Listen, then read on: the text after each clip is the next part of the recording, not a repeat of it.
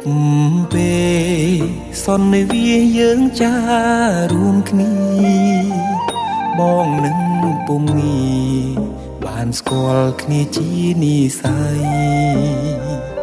រងចាំសែនយូរគូព្រេងនៅក្នុងក្តីស្រមៃបេះដូងគួចស្នេហ៍ចរណៃគឺជានិស័យបពេបានចា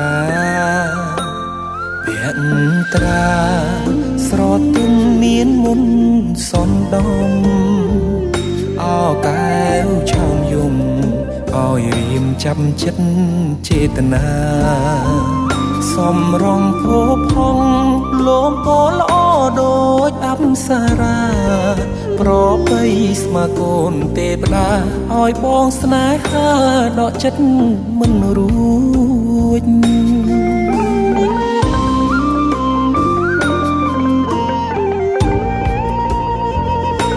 ម្ចាស់បេះដូងអូនអើយបងស្រឡាញ់នាងចិត្តនេះឥតលៀងគឺនាងដែលបងប្រាថ្នាទុកជាគូគប់រួមនិស័យកាយខ្នើយវាសនាតាអូនមេត្តាសណ្ដោកង្រណាព្រមលៀងនេះទេអារម្មណ៍ស្និទ្ធស្នាលខ្លាចជាស្នេហាប្រច័ណ្ឌជីវ៉ាពេលអូននៅគិតក្បែរគេបេះដូងដឹងច្បាស់ស្រឡាញ់ពិតស្មឹងតែមាសមេធ្វើគូក្រងបងបានទេសន្យាមិនរេស្មោះលុង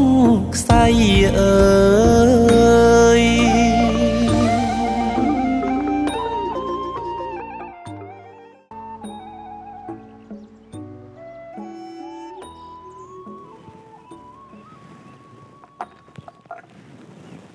តើនាងអាចប្រាប់ឈ្មោះសម្លមួយមុខនេះបានទេ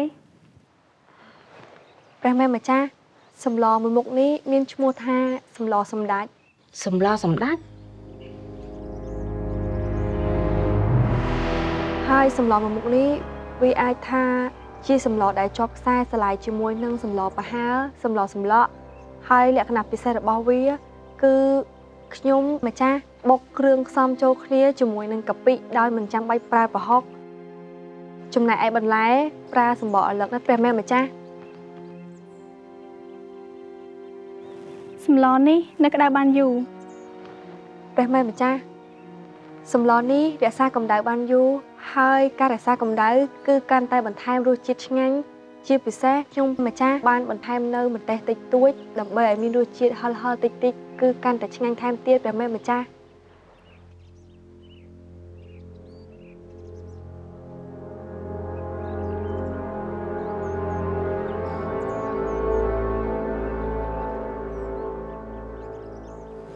អ្នកទាំង3សុទ្ធសឹងតែជាអ្នកមានសមត្ថភាពក្នុងនោះមានក្រស្នើយមួយមុខដែលយើងសពព្រះតីនឹងរសជាតិយ៉ាងខ្លាំង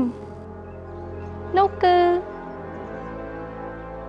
សម្លសម្ដេច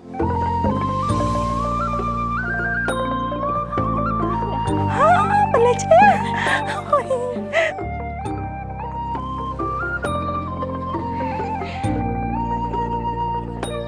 ចូលរំបអសាតផងមលីខ្ញុំម្ចាស់សូមអរព្រគុណព្រះមេម្ចាស់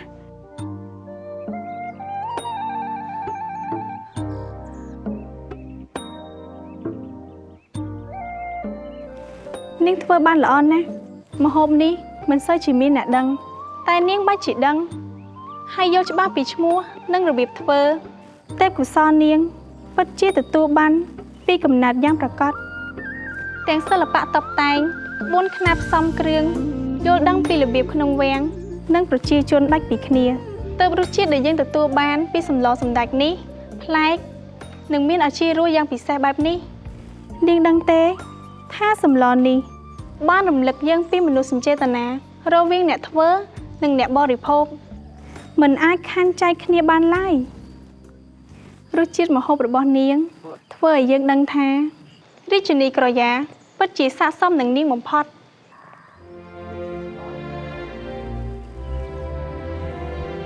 ក្រពុំ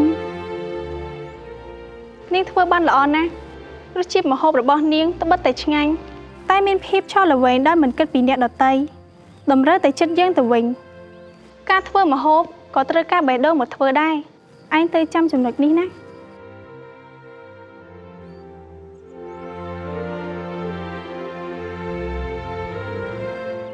ពីម្ចាស់សូមអរព្រគុណប្រមេម្ចាស់ បុស្បានាងជាមនុស្សមានសមត្ថភាពរង្វាន់ដែលយើងឲ្យទៅនាងគឺឲ្យនាងចូលទៅវាំងដើម្បីរៀនបន្ថែមពីម្លិះព្រះមេម្ចាស់ជាមហាករុណាដែលព្រះនាងមេត្តាប្រោះក្រាបទូល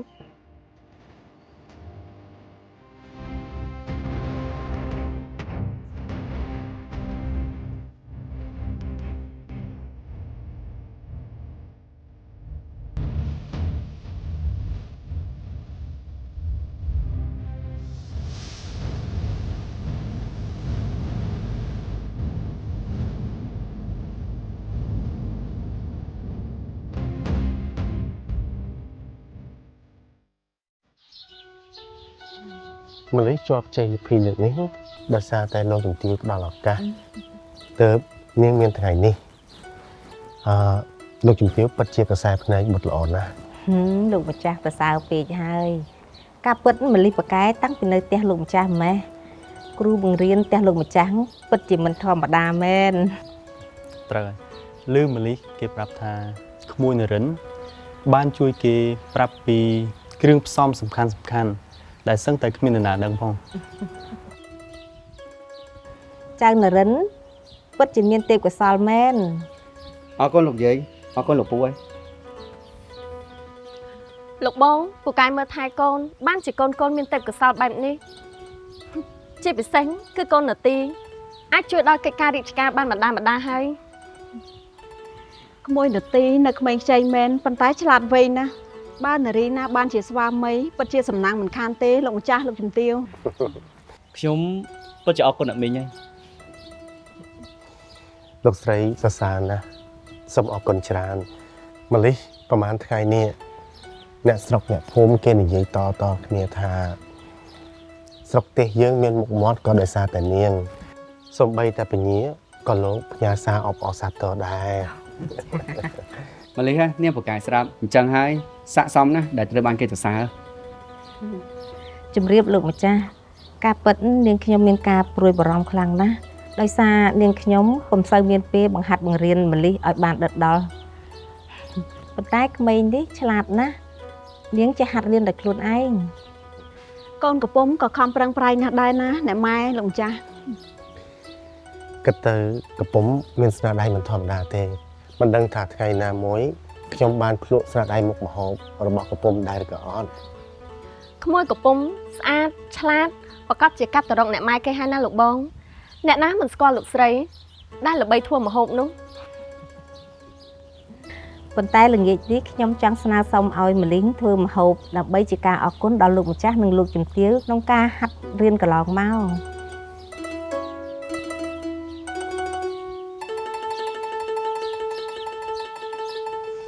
ដូចអ្វីដែលពួកបាវព្រាវនោះគេយកមកនិយាយពេញផ្ទះពិតមែនណាទីម្ចាស់ ហេតុអីក៏គ្រប់គ្នាទៅសារវាមិនដៃពីមុខបានហ្នឹងហ៎ នាងតានាងឈប់កាន់តានាងអូយនាងអូយនឹងបានទៅខ្ចីអើយ នាងម្លិះយើងស្អប់អញណាអញទៅដល់បែកឡើងរបស់មនុស្សគ្រប់គ្នាចេញពីយើងថ្ងៃណាមួយឯងចង់ទៅឲ្យមិនខានទេនាងម្លិះ កំពុំ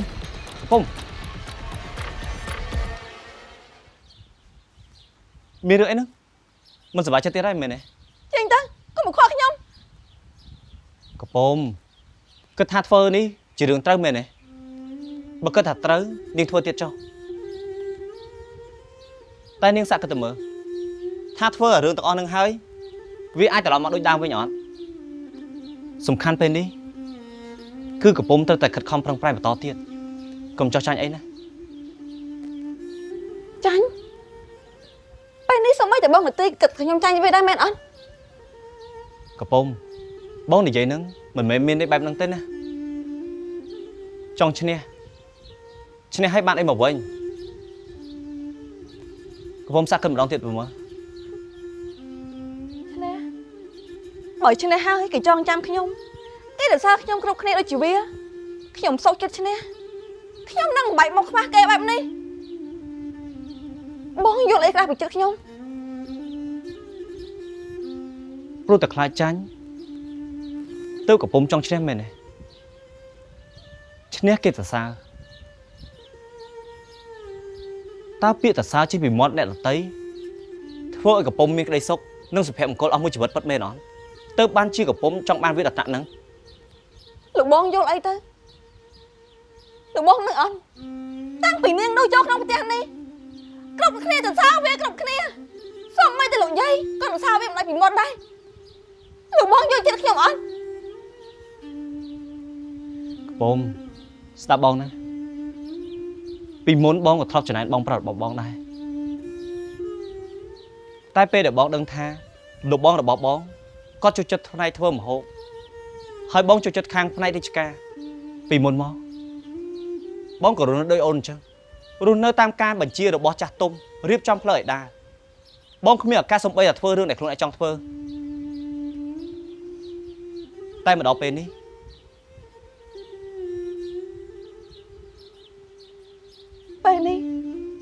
លោកបងជិះពីខ្ញុំទៅហេតុអីមនុស្សដែលខ្ញុំចង់ឲ្យមកលួងលោមខ្ញុំមិនមែនជាគាត់តែបែរជាលោកបងទៅវិញហេតុអីគ្រប់ពេលដែលខ្ញុំហត់ខ្ញុំចង់សម្រាកខ្ញុំអត់សង្ឃឹមបែរជាមានវត្តមានមកនៅក្បែរខ្ញុំរហូតហើយមិនមែនជាគាត់ ព្រោះរសារពួកយើងទាំងពីរគឺដូចគ្នាមានសិទ្ធិសំបីតែជ្រើសរើសក្នុងផ្លូវដើររបស់ខ្លួន ពួកយើងមិនដូចគ្នាទេបងជាឆ្ងាយពីខ្ញុំទៅ កំពុំអូនសាកសួរខ្លួនឯងម្ដងទៀតមើលតើការចូលចិត្តរៀនធ្វើម្ហូបនិងចង់ចូលរួមប្រកួតដើម្បីឈ្នះវាជាក្តីសម័យរបស់អូនឬក៏ជាក្តីសម័យរបស់អ្នកដទៃអូនគិតទៅ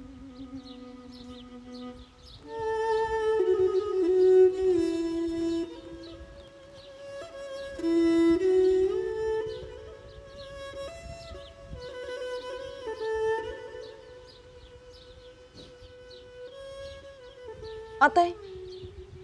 ខ្ញុំមិនដូចបងនាទីទេខ្ញុំស្អប់នេះម៉លី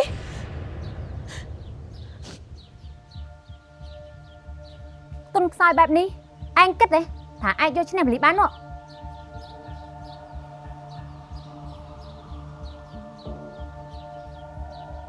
តែខ្ញុំគិតអីមិនចេញទេ ឈោខឹមស្រែកជំទាវហើយបោករបស់បែបនេះគឺជាចរិតរបស់ក្មេងមានម្ដាយមនុស្សធំគេមិនធ្វើអញ្ចឹងទេគឺគេចាត់ការ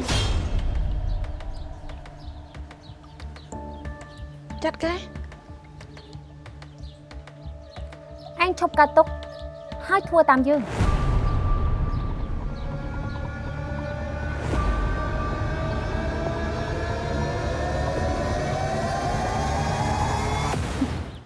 ទីបំផុតខ្ញុំធ្វើវាបានទេម៉ែ ម្លេះគ្រាន់តែឮថាឯងត្រឡប់មកវិញណាយើងអូសទៅហោះជើងសឹងថាមិនជាប់ពីដីទេយើងសប្បាយចិត្តណាស់ម្លេះ យើងនិយាយពិតមែនហើយក៏ចូលរួមអសាទរជាមួយនឹងឯងផងដែរម្លេះ បងនិយាយអញ្ចឹងខ្ញុំរំភើបដល់ហើយការឈ្នះនេះក៏ដោយសារតែពួកបងដែរនៅក្នុងផ្ទះបាយពួកបងតែងតែបង្ហាត់បង្រៀនខ្ញុំអញ្ចឹងរង្វាន់ដែលខ្ញុំទទួលបាននេះខ្ញុំនឹងចែកជូនពួកបងខ្លះៗណា មិនអីទេនេះគឺជាសមិទ្ធផលរបស់ឯងជាការខំប្រឹងប្រែងរបស់ឯងទេណា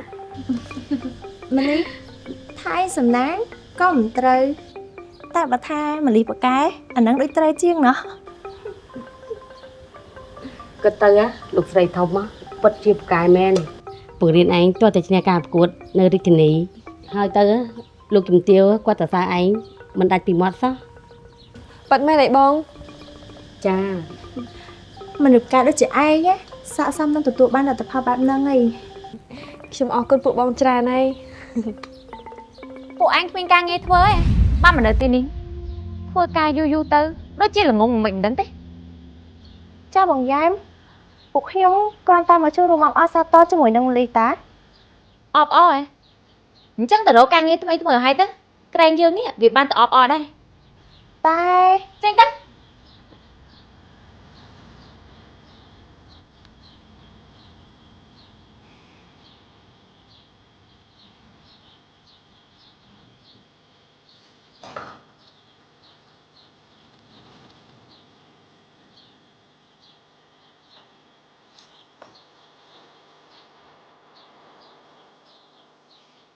មើលទៅដូចជាសប្បាយចិត្តដែរណោះប្រហែលជាកំពុងគិតថាខ្លួនឯងនេះគឺជាហង្សហើយ អ៊ំញ៉ាំនិយាយអីខ្ញុំដូចជាមិនយល់ទេ នាងមិនចាំបាច់ធ្វើជាល្ងងទេយើងដឹងល្បិចនាងអស់ហើយមិនចាំបាច់លាក់យើងទេល្បិចអីខ្ញុំពិតជាមិនយល់ពិតមែនអ៊ំយ៉ែម នេះនាងក្មេងអត់មានម៉ែបដៅមិនក៏ចេះតែតមាត់អត់ឈប់អញ្ចឹងហ៎ហ៎គិតថាប្រឡងជាប់នឹងប្រកាយជាងគេមិននគរហ៎ លោកស្រីខ្ញុំមិនបានគិតបែបនេះទេគ្រប់យ៉ាងខ្ញុំគ្រាន់តែចង់លើកមុខលើកមាត់លោកជំទាវហើយនឹងលោកម្ចាស់ដែលគាត់ខំឲ្យខ្ញុំទៅប្រកួតនៅរាជធានីតែប៉ុណ្ណោះ ការដែលឯងប្រកួតជាប់លើនេះអាចជាសំណាងឬគ្រាន់តែជាការចែកដន្យតែប៉ុណ្ណោះ បើអ៊ំយ៉ាំនិយាយអញ្ចឹងហើយខ្ញុំត្រូវតែតបវិញហើយខ្ញុំគ្រាន់តែចង់រំលឹកអ៊ំថាគ្រប់យ៉ាងខ្ញុំបានខិតខំប្រឹងហើយមិនចោះចាញ់ហើយក៏បានបញ្ចេញឲ្យលោកស្រីឃើញថាខ្ញុំពិតជាប្រកែពិតមែន បើហឺនណាតមាត់អត់ឈប់ណែល្មមចេញពីផ្ទះនេះហើយយើងក៏មិនចង់ឃើញមុខឯងទៀតដែរ ខ្ញុំមករស់នៅទីនេះក៏ដោយសារតែការស្នើសុំរបស់លោកជំទាវហើយនិងលោកម្ចាស់ដែរអញ្ចឹងបើពួកគាត់មិនដេញខ្ញុំក៏មិនទៅណាទាំងអស់ដែរ ឯងគិតថាឯងជាអ្នកណាហ៎រាជនីកញ្ញាបាត់ធ្វើដល់យើង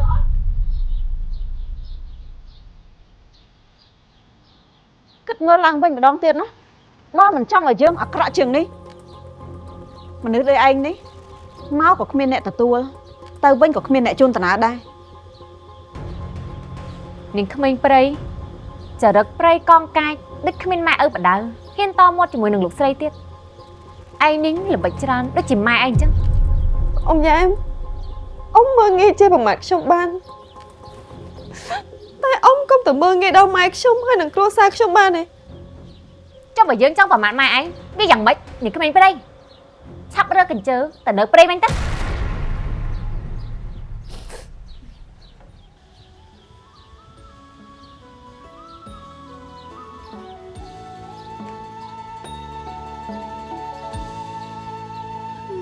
ចិត្តខ្ញុំអើយអើយដួងចិត្តអើយកងវល់អូរាខ្វាយខ្វល់កើតក្តីអំខលនឹកដល់មនុស្សម្នាក់សុំឡើងដួងខា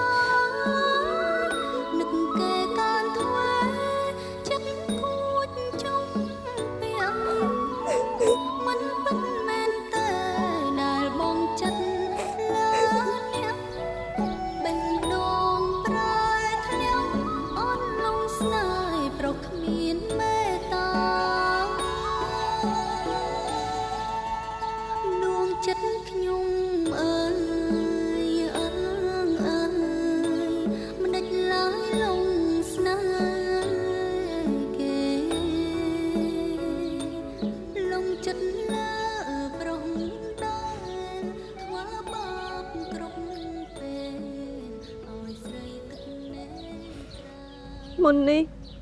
អញតបតគេខមមែនអត់ម្ល៉េះ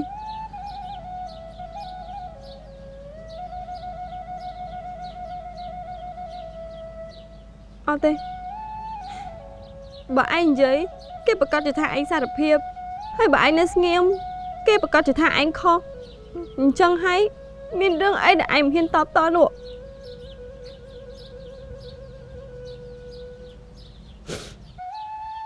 anh cứ tại trên này ná hả đây trên đi cái giá bạn hơn là dương cất mưa lăng vinh đóng tiền bao mình trong là dương ở cả trường đi mà nếu đây anh đi máu của miền nẹt tua ទៅវិញក៏គ្មានអ្នកជូនដំណើរដែរ នាងក្មេងព្រៃចរិតព្រៃកងកាយដូចគ្មានម៉ែឪបដៅនាងក្មេងព្រៃឆាប់រើកញ្ជើទៅនៅព្រៃវិញទៅ ការងារខ្ញុំបញ្ចប់ហើយខ្ញុំគួរនៅទីនេះទៀតទេ ឯងនេះល្បិចច្រើនដូចជាម៉ែឯងអញ្ចឹងនាងក្មេងព្រៃ ម៉ែខ្ញុំសុំទោសរាល់ថ្ងៃគេជេរប្រមាថម៉ែខ្ញុំមិនទ្រាំអត់បានទេ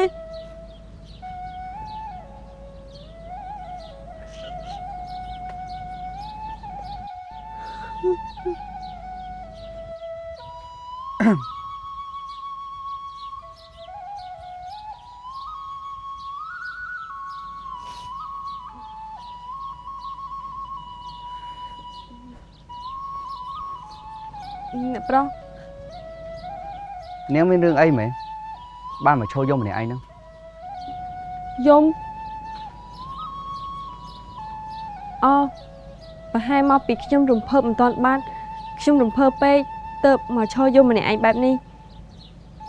រំភើបបើយំរំភើបគេមិនយំអញ្ចឹងទេនាងកុហកហើយតែបើកុហកហើយធ្វើឲ្យខ្លួនឯងធូរចិត្តនាងបន្តកុហកទៀតទេយើងគ្មានសិទ្ធអីទៅបជានាងឲ្យនិយាយប្រាប់យើងទេ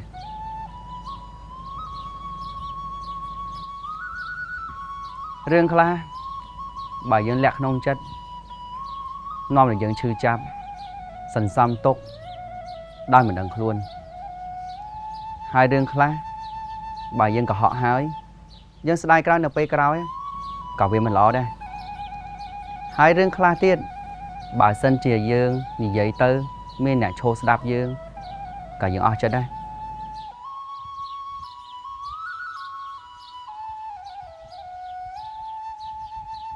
អ្នកប្រុសថាមើលតើខ្ញុំពិតជាអត់ស័ក្តិសមរស់នៅកន្លែងនេះណាមែនអត់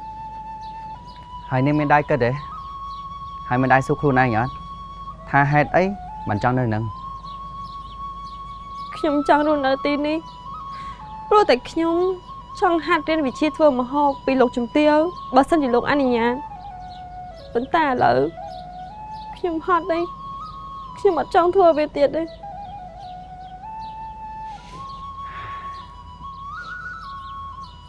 ្ល៉េះនាងត្រូវចាំណា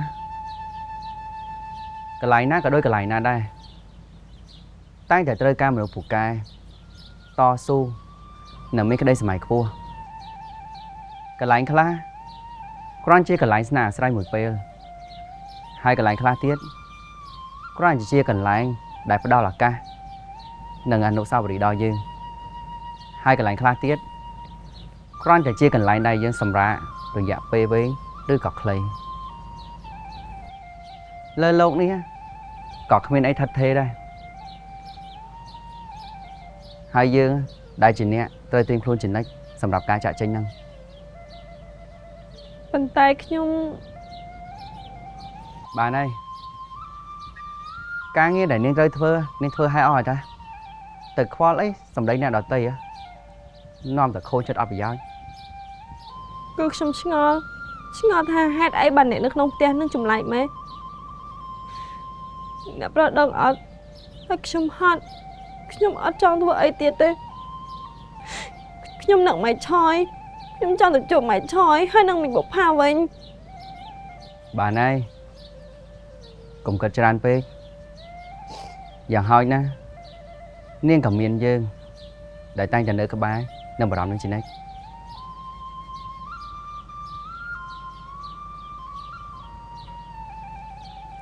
ឈប់យំបានហើយយំដូចក្មេងតង្កើត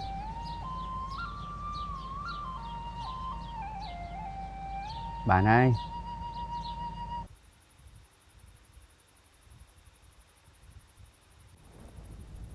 ម៉ែហៅពួកឯងមកនេះ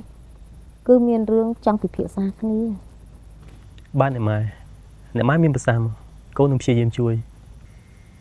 អ្នកម៉ែមានរឿងអីមិនក៏ទឹកមុខអ្នកម៉ែបារម្ភខ្លាំងម៉េះ គឺម៉ែចង់ឲ្យបុប្ផាមករស់នៅជុំគ្នាក្នុងផ្ទះនេះវិញ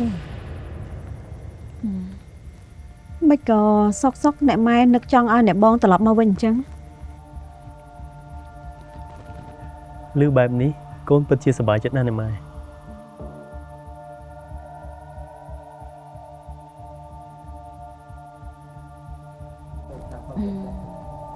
ម៉ែពិតជាសោកស្ដាយណាស់មិនគួរណាម៉ែគិតខ្លីមួយពេលហ៊ានដេញកូនប្រសាស្រីចេញពីផ្ទះសោះ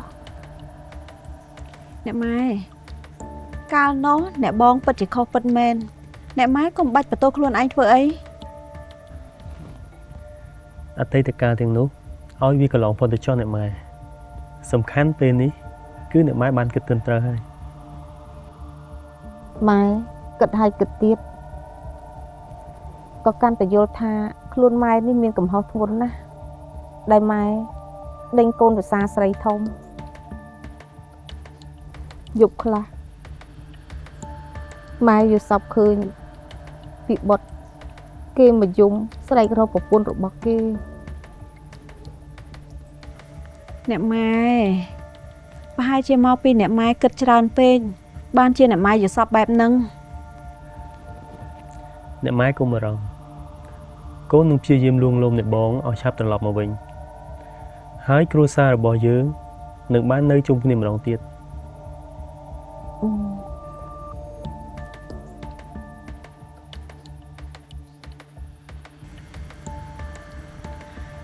ចុះលោកបងនិងអ្នកម៉ែគិតថាអ្នកបងព្រមត្រឡប់មកវិញអញ្ចឹងហ៎ មែនហើយទោះជាយ៉ាងណាក៏ម៉ែត្រូវតែបំពេញកិច្ចការមួយនេះមុនពេលដែលម៉ែទៅជួបនឹងវិបុត្រដែរ ម៉ែអ្នកម៉ែនឹងមានសុខភាពល្អរឹងមាំនៅជាម្លប់ដល់កូនចៅបន្តទៀត អ្នកម៉ែត្រូវតែរឹងមាំនៅឲ្យបានយូរអង្វែងដើម្បីកូនចៅណាអ្នកម៉ែ វរនាថម៉ែដឹងថាកន្លងមកម៉ែមិនដែលបញ្ជាក់ពីទឹកចិត្តម៉ែស្រឡាញ់ឯងទេរវាងឯងនិងបុប្ផា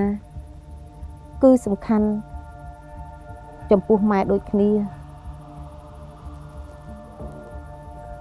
ព្រោះឯងទាំងពីរនាក់គឺជាកូនប្រសាស្រីដែលពូកែដូចគ្នា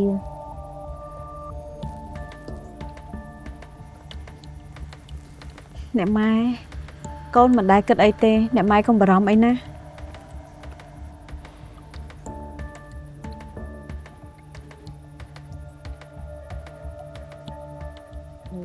លោកជំទាវមកនេះម្ដងហើយល្អហើយយើងមានការងារមួយចង់ពឹងឯង ជីកិត្តិយសណាលោកជំទាវអញ្ជើញឆាប់មានប្រសាសន៍មកទេម្ចាស់នាងខ្ញុំនឹងខំប្រឹងធ្វើតាមអ្វីដែលនាងខ្ញុំធ្វើទៅបានណាទេម្ចាស់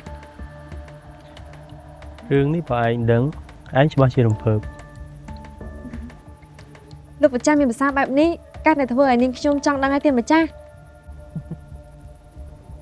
គឺយើងចង់ពឹងពាក់ឯងឲ្យបញ្ចុះបញ្ចូលបុប្ផាដើម្បីមករស់នៅក្នុងផ្ទះនេះជួបជុំគ្នាវិញ ពិតមែនអីទេម្ចាស់បើសិនជាមិញបុប្ផាដឹងមិនដឹងជាគាត់សប្បាយចិត្តប៉ុណ្ណាទេ តែវាក៏មិនអាចដូចអ្វីដែលឯងគិតដែរ ត្រូវហើយបុប្ផាទន់ភ្លន់សុភាពរៀបសារតែច្បាស់លាស់បើនាងសម្រេចចិត្តថាមិនមកហើយគឺពិបាកបន្តិចហើយតែយើងសង្ឃឹមថាមានឯងជួយនាងនឹងទុនចិត្តជាងនេះបន្តិច រឿងនេះទុកចិត្តលើម្លិះចុះរឿងតាក់ទាញចិត្តមនុស្សម្លិះគេប្រកែស្រាប់ហើយ បើសិនជាមិញបុប្ផាបានមករស់នៅទីនេះវិញនាងខ្ញុំប្រកាសជាបានហាត់រៀនពីវិជ្ជាធ្វើម្ហូបថែមទៀតជាសំខាន់នេះទេម្ចាស់ ឯងជាក្មេងឆ្លាតរវាសរវៃក្នុងការរៀនសូត្របានឯងមិននៅជាមួយយើងមួយរយៈនេះយើងក៏បានសប្បាយចិត្តខ្លះៗដែរ ទីម្ចាស់លោកជំទាវ មុនពេលដែលឯងចូលវាំងចាំយើងរៀបចំបង្ហាត់បង្រៀនឯងពីការដេកដើរឈរអង្គុយ ឲ្យសមនឹងឋានៈដ៏ខ្ពង់ខ្ពស់របស់ឯង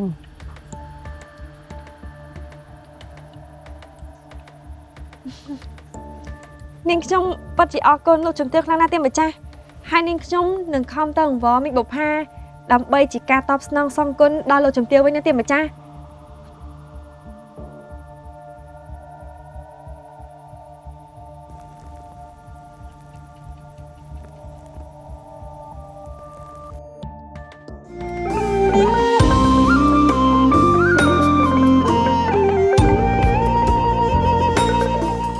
គឺអ្នកម៉ែឲ្យខ្ញុំមកអញ្ជើញអ្នកបងត្រឡប់ទៅរស់នៅជុំគ្នាវិញ យោពេលចង់បានណាពេលនឹកគ្នាក៏ហៅទៅពេលមិនពេញចិត្តក៏ដេញដូចឆ្កែដូចឆ្មាចំណែកយើងវិញណាហើយជាយកកូនយើងមកវិញដែរហើយមិនចង់ឲ្យតោងកម្មពៀជាប់ជាមួយគ្នាទេ ឯងមិនចេះខ្មាស់គេតែយើងនេះវិញញញើតជំនួសយើងថាយកល្អណាស់ឯងគួរតែចេញមួយទិញតិចទៅទីនេះមិនស័ក្តិសមជាមួយមនុស្សដូចជាឯងទេ